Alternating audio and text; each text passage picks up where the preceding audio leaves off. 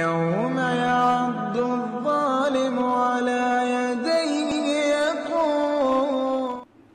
Frères et sœurs, en la foi, quand on parle de hikmah, on ne peut pas parler de cela sans faire allusion à l'histoire que Allah lui-même cite dans le Saint-Coran, à la personne que Allah lui-même cite dans le Saint-Coran, en assimilant le visage, la personnalité de cette personne-là à la sagesse.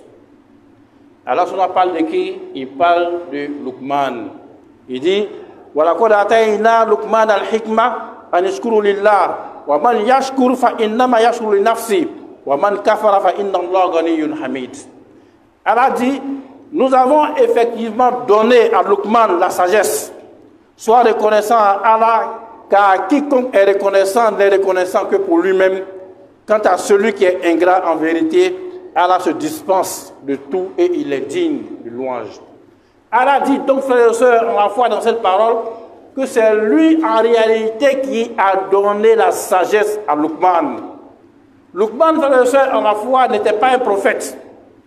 Luqman, frères et sœurs, en la foi, n'était pas un messager. Mais il a eu ce rang noble à cause de quoi? À cause d'une qualité noble que Allah lui-même lui a donnée, qui était quoi? Qui est la sagesse, frères et sœurs, en la foi. Elle donne la compréhension. Luqman, c'était un noir qui vivait en Nubie. Et les historiens, quand ils retracent actuellement la Nubie, c'est une zone qui se situait vers le Soudan, l'Éthiopie. Mais beaucoup d'historiens font savoir qu'en réalité, une bonne partie même du Soudan fait partie de la Nubie. Parce que la Nubie, autant on parle de l'Égypte pour dire que c'était une grande civilisation, autant la Nubie en son temps était aussi une grande civilisation. Qu'elle en donne la compréhension.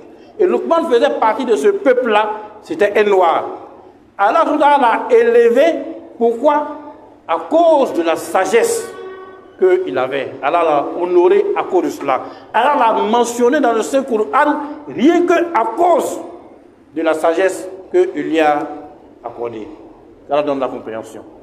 Qu'il fasse de nous des musulmans purs et sincères et qu'il accorde sa foi. Quand on sait ce que c'est que la sagesse et qu'on comprend l'exemple de Luqman, frères et sœurs en la foi, il est important de se poser la question de savoir, mais pourquoi Allah dit que quand il donne la sagesse à quelqu'un, en réalité, il a donné à cette personne-là beaucoup de bien. Qu'Allah donne la compréhension. Qu'il fasse de nous des musulmans purs et sincères et qu'il accorde cette foi.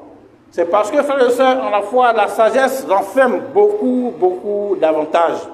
Quand on dit al-hikmah, cela renferme beaucoup d'avantages, frères et sœurs, en la foi. Et parmi ces avantages, frères et sœurs, en la foi, c'est que la sagesse permet d'adorer Allah subhanahu wa ta'ala uniquement. Prenons l'histoire de Luqman. Luqman, comme on l'a dit, c'était un homme sage.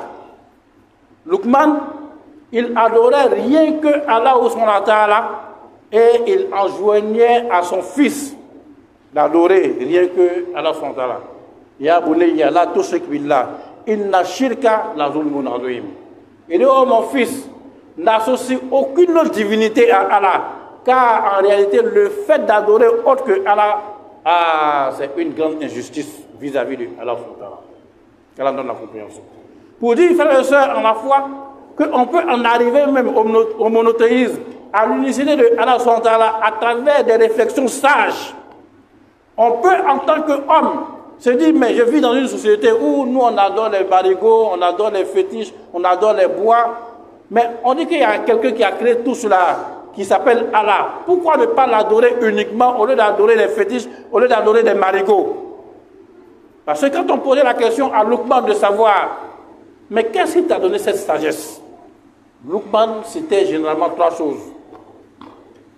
Il disait, c'est d'abord une grâce de Allah subhanahu wa ta'ala. C'est une grâce qui vient de Allah subhanahu wa ta'ala. Il disait aussi qu'en réalité, ça vient du fait que je n'ai dit que la vérité. Je fais l'effort de m'attacher à la vérité. Et puis, je suis une personne, je n'aime pas me mêler de ce qui ne me regarde pas. C'est trois choses que Luqman expliquait qui a fait que lui, il atteint ce degré de sagesse en la foi. Ça donne la compréhension. qu'il fasse de nous des musulmans purs et sincères et qu'il accroisse cette foi. Toutes les informations, on tient à annoncer aux uns et aux autres que, alhamdulillah, la communauté des élèves et étudiants de Côte d'Ivoire, la CMUC, Inch'Allah, aura son séminaire du 30 juillet au 6 août, donc très prochainement, à Daloa. Donc il est demandé, il est conseillé vraiment à chacun de nous de faire son effort. Si on peut partir nous-mêmes là-bas pour aller s'instruire davantage, si on peut envoyer nos enfants aussi, puisque ce sont les vacances, pour aller enseigner ces enfants-là, pour aller apprendre l'islam à ces enfants-là, Inch'Allah, tout ça, ce sera de bonnes choses. Donc le séminaire va se faire du 30 juillet au 6 août. Et le transport, c'est 20 000 francs. Transport aller-retour, de même que la participation, tout ça, ça fait 20 000 francs. Donc, Inch'Allah, il est important de mettre cela dans le programme, car on donne la compréhension. Qu'il fasse de nous des musulmans purs et sincères et qu'il accroche cette foi. Kumu ila salatikum yarhamukumullah.